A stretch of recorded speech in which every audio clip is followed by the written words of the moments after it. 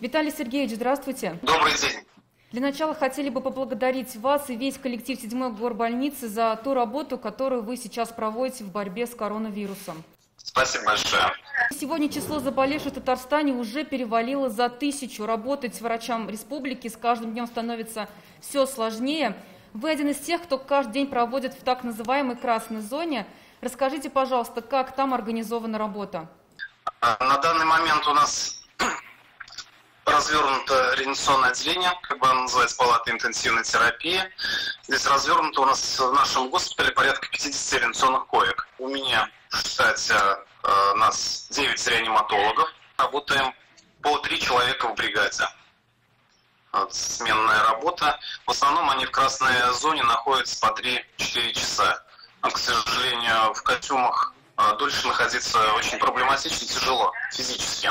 Режим работы, если смотреть, то врачи в основном приходят к 8 часам и уходят только на следующий день в 8 утра. А расскажите, пожалуйста, отличаются ли симптомы среди пациентов с тяжелой формой коронавируса? Они все проходят одинаковое лечение? Порой, да, они требуют определенной терапии. Она может немножко отличаться.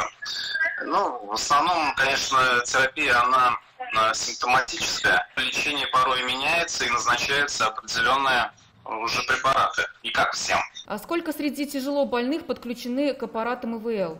На данный момент у меня 3 пациентов на аппарате искусственной вентиляции легких. Среди них также и есть и возрастные пациенты, и есть молодой человек без сопутствующей патологии. Какого возраста пациенты, которые в последние дни поступили к вам? Среди них больше молодых или пожилых? Больше, конечно, это все равно возрастные пациенты. Но тоже это средний возраст, это 45-50 лет.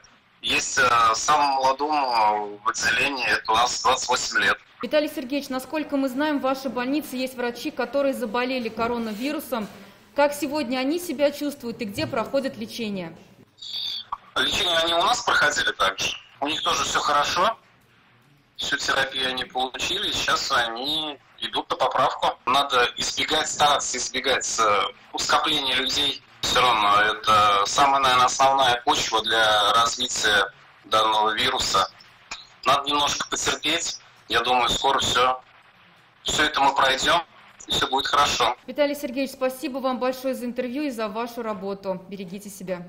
Спасибо. До свидания. До свидания.